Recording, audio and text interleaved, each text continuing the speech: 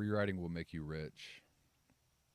There was an interview with Bob Marley when he was in the slums of Jamaica after he had become incredibly successful. And there's a BBC reporter interviewing him, and he's sitting on the street, and people around him are playing soccer. And she asks him if he's rich. And he says, "What does that mean? What does that mean to you, rich?" And she says something like, "Oh, do you have, a lot of money in the bank? Do you have a lot of assets? You've had an incredibly successful career. Have you been able to save money and keep money in the bank?" And he looks at her and he responds, "Money makes you rich." And somehow that is the same fruit that I receive from writing. And I was thinking about it this morning. Currently in my life, hasn't always been exactly like this, but I wake up, I pray to God, I take a walk outside with God, and then before I do anything else within the day, I sit down, set a timer for 60 minutes, and I write for an hour. And it is pure freedom. It is pure freedom. And even before I was praying to start the day, I was always writing to start the day. And I've always looked forward to it. If I'm in a position in my life where the day ahead seems dreadful, doom, despair, if it seems any of those things and I don't want to face it, or I don't want to confront it, or I don't want to endure it at all, I get reprieve in knowing that I get to start my day with writing. And this morning specifically, I was trying to comprehend what it is that's so fulfilling about it. And again, before I even prayed every morning, I was writing every morning. But I haven't always set a timer. And sometimes I've set a timer, and sometimes I've been diligent about the time that I'll write, and other times I'll sit down and I'll always write every day. I'll take a week off here and there, but for the most part, it brings me joy, so I'll do it. But sometimes I will write for 10 minutes in the morning, 15 minutes in the morning. And it's difficult, and because it's difficult, after I'm finished, I get up and I walk away, although I'm not actually finished. And when I'm in that state of being, when I'm not writing for what I would say is enough time, I don't get any of the value from writing, because the value that I get is the flow state.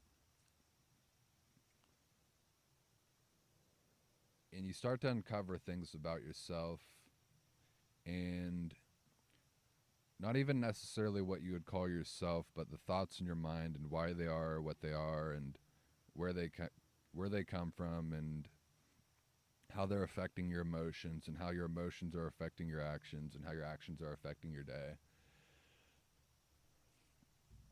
But there's two different types of writing that I do.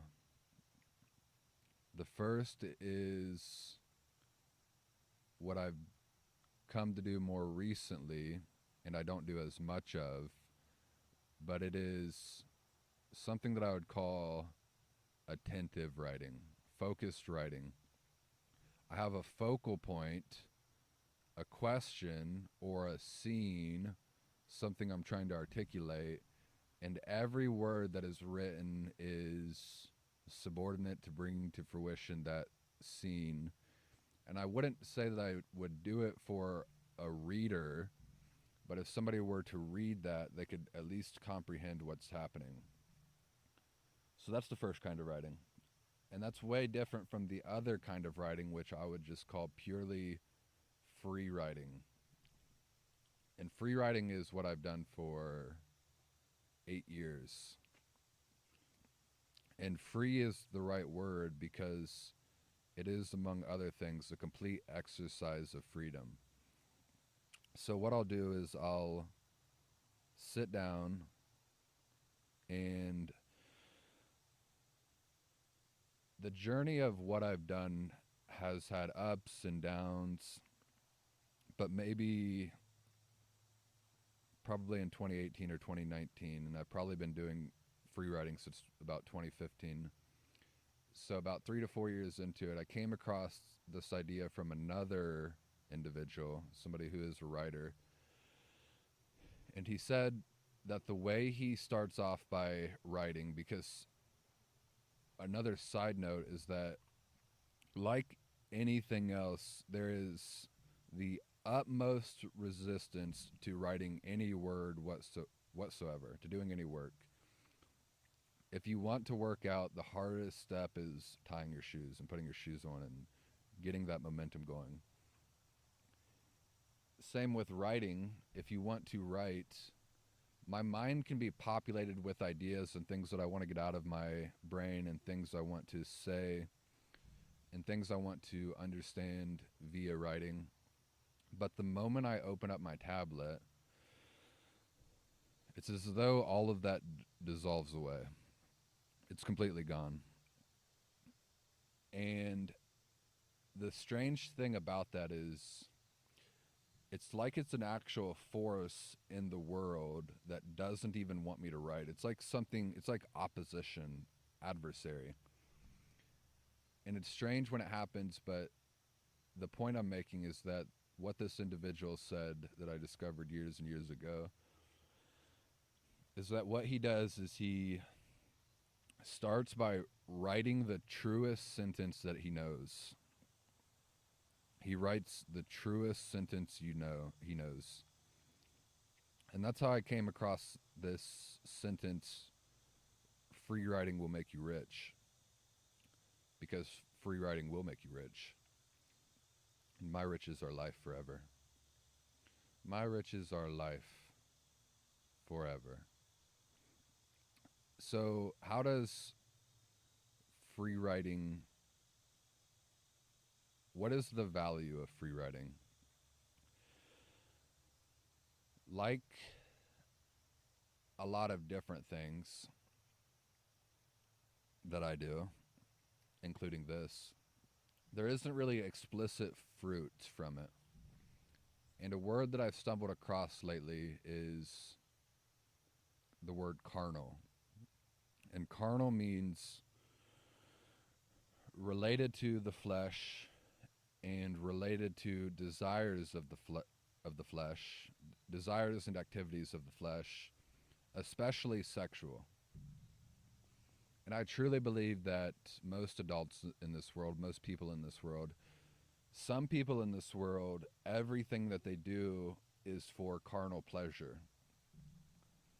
And I was thinking about that for myself, and maybe even right when I began writing, if somebody were to hear the words that I'm saying right now and they're like, oh, well, I want, free writing certainly has value, I want to do that as well.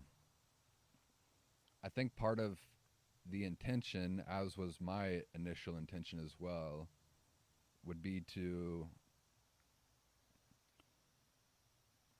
in a roundabout way, receive carnal pleasure. So, for example, writing orders your thoughts. Writing makes you more put together. Writing makes you more clean. And it's like, well, why do you want to be more put together? It's like, well, I want to be more put together so that I can be more attractive to women. And I can, if I'm more attractive to women, then I can have any woman I want, XYZ. Or I'll be more put together and I'll be more articulate so I can debate other men. And when I debate other men, I'll destroy them because I'm more put together. And when I'll destroy them, women will see that and they'll find me at the top of the hierarchy and they'll see me as the most attractive, XYZ again.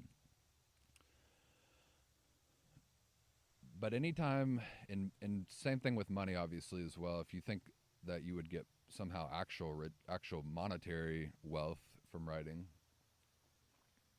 that still leads to the same place. It's like, well, I want money? It's so I can get respect of other men, and so that the respect of other men would lead to carnal pleasure and the accumulation of the attraction of women, XYZ. But anytime in the beginning those thoughts arose, and that still exists within me to this day, I would call it out of me. I would get rid of any of those desires, because it truly is like the idea of storing your treasures in heaven. And there's an idea that has always stuck with me, where Christ is talking to his disciples and he says, when you give to the poor, don't be like the Pharisees. They blow trumpets when they give to the poor, so that other people can see them and know what it is that they're doing. And truly, when they get the honor of other men, that is their reward being paid in full. That is all the reward that they will ever get. So it's kind of black and white. You can either have either or. You can have one or the other. You can either get the treasures of this world, or you can get the treasures that exist within heaven. And you can get a taste of those in this world as well. And if nothing else, you can distill it down to freedom and knowing thyself. And the more that you write, the more that you become put together, the more that you understand yourself. And there's another quote. I don't know how true this is, but I don't know how true the origins of this quote is, but I do believe in the essence of this quote, which is something like, if you know yourself, then you will be known. And if you don't know yourself, then you'll exist in poverty, and you are the poverty. So if you don't know yourself, you'll exist within poverty. And this world offers you comfort, and again, it offers you carnal pleasure, and those things are temptations. And they constantly arise, and you constantly have to call them out of you. So the fruit that you receive is what you would call intangible. People could see you living out the fruit, and they can see the life within you, the light within you. But some people want monetary, they want tangible, they want immediate gratification. Everybody wants that to an extent, and it's animalistic. But rather than going for those things, it's better to act. It's hard to put it in any other way than to bring forth the will of God.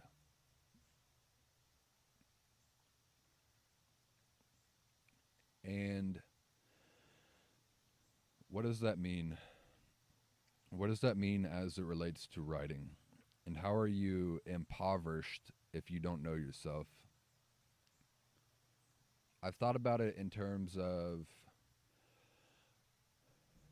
I think you can look at yourself objectively, and one way that you can do that is to look towards the future, and for myself specifically, if something, I've been doing this for years and years and years now, and I have the momentum, and anytime I go through a dip of not writing very often, or not even writing at all for a short period, I become untethered. And that untetheredness that I feel is poverty as well. And it's like drifting away from what is grounding. And I've thought about a future where I pursue things that are more materialistic and of this world. And I look at writing as though, in this scenario, I look at writing as though maybe that's something for children. Art is something for children. And you have to put that away and put your suit on and do business and garner financial wealth, XYZ.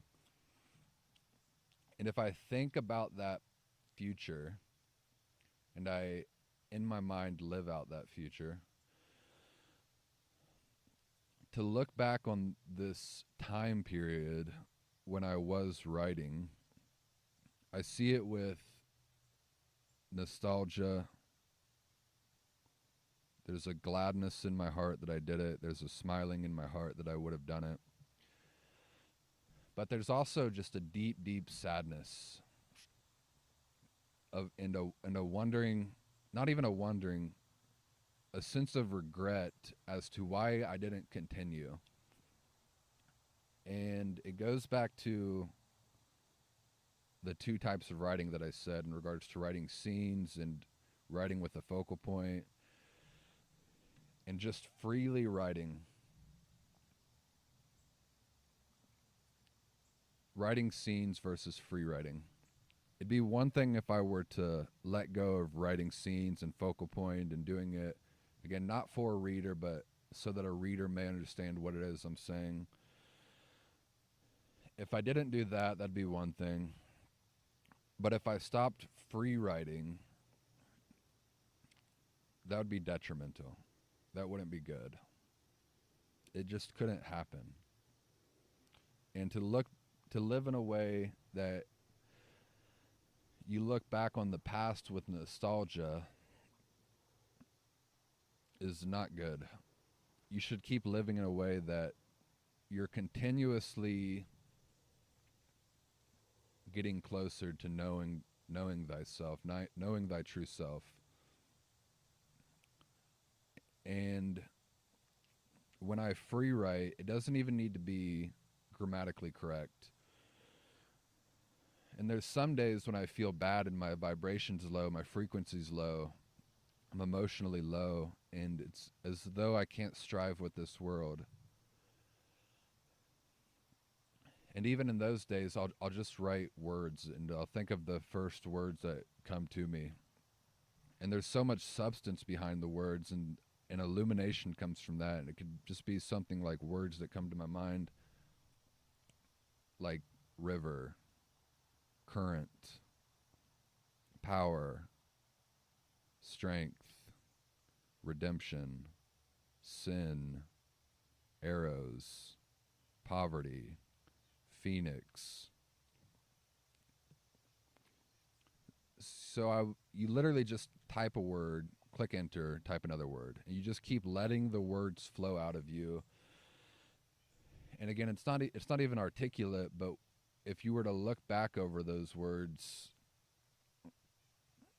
there's a string that goes through them, and somehow it makes sense. Somehow it leads you to what is still the light. So it's not the act of making the writing articulate for other people, but rather getting the words out of you. Because I believe everybody has within them things that they need to say and a truth that they need to bring into the light and bring to fruition. And how tragic is it to live a whole life? We are a mind, body, soul. How tragic would it be to live in this world and have one part of yourself, whether it's your mind, your body, or your soul, subordinate to either the other parts of you or subordinate to the temptations of this world, and never speak your truth, it would be tragic. And whether it's your mind or your soul, there'd be something about you that would just be suffering and agonizing pain, like a scream that can't be heard because you've got something like a muzzle around you. You've got duct tape on your mouth because the truth is not being spoken. So how tragic would that possibly be? And it's so simple. The solution is to speak truth. And even if you can't speak your truth to other people, you could certainly write out your truth. And again, if the truth that you are writing out is subordinate to carnal pleasure and the ways that you could enrich yourself, that's all the reward that you get. You don't get the transcendent reward, which could be a lot of things, but among the things that it could be, it's certainly freedom. And it exists other places and not just writing. In dance, you don't need anything. You can literally dance. And there's something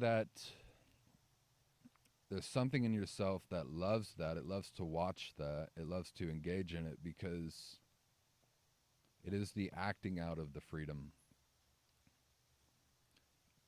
Painting, obviously, is like that as well. Playing an instrument is like that. Singing. All of these art forms are like that, and they can be manipulated. They can be perverted, and you can use those as tools to, again, enrich yourself towards carnal pleasure, or you can do it simply as an act of freedom. As an act of freedom against the temptations and against the comforts of this world.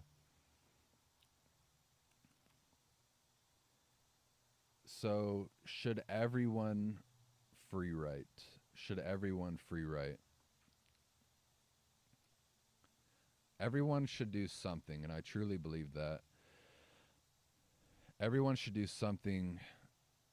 You can use the word artistic, and what I mean by that is something that allows you to be completely free, something that allows you to voice your opinion, and it doesn't even need to literally be voiced through your voice. It can be voiced through dance, the image that you put on a canvas, the divine sounds that somehow come out of a musical instrument. And when you get to that place, regardless of what the medium is, it certainly exists in conversation as well, which is why I'm doing this, because it's another form of active freedom. It can exist in a lot of different places, but when you get to that area, when you overcome the resistance that is telling you there's no fruit, there's no value, and you get into the flow state, it's not as though nothing else in this world exists, but the worries of the world dissolve into triviality. The worries of the world not only seem like they're non-existent, but they seem like they've never actually had the power that they had when you're not in the flow state. And it's like an intimation with heaven. It's like a closeness to God. And if I were to look towards the future and reach a point where I were no longer exercising that freedom, never reaching the medicine / freedom that exists within the flow state, that would be tragic. And it's so strange. It's so odd. The only way that you can get there is through something like faith and trust. Because we're so tempted to do things for reasons that you can touch, which is the meaning of the word tangible, and get fruit that you can touch.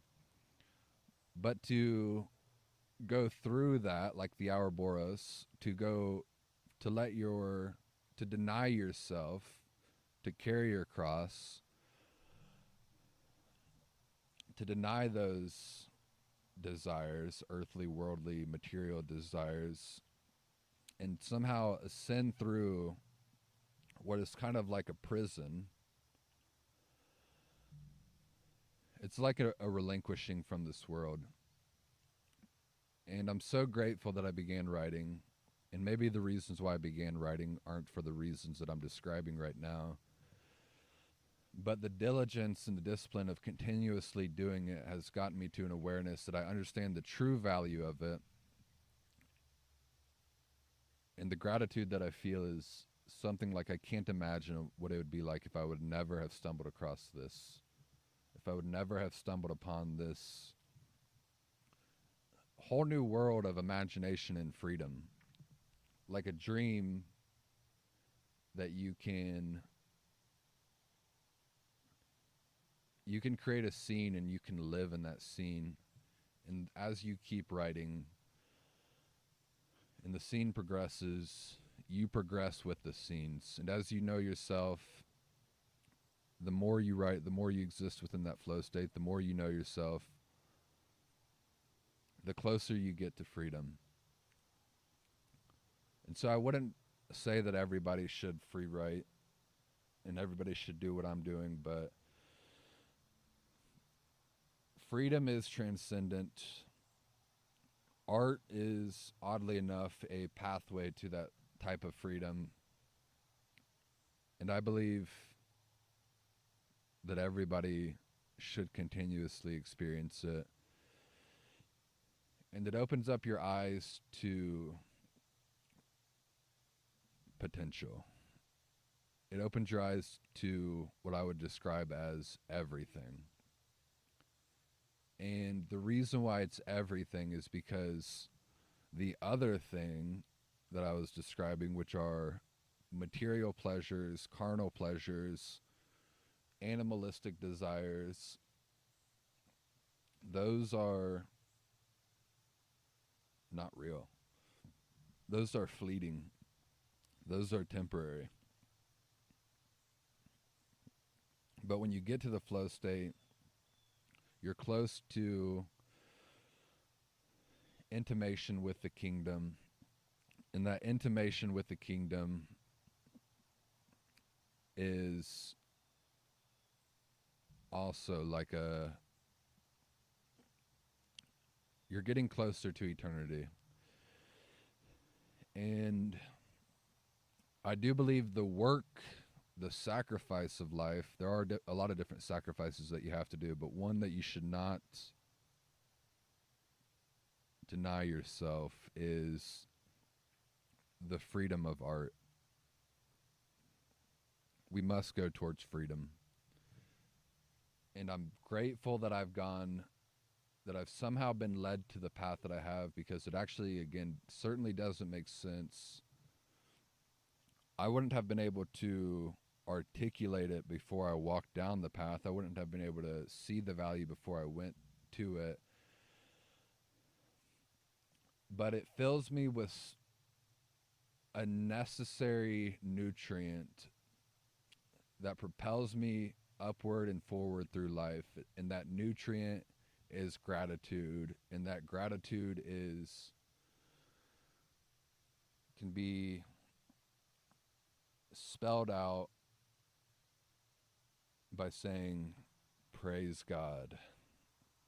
And with that, I say, Amen.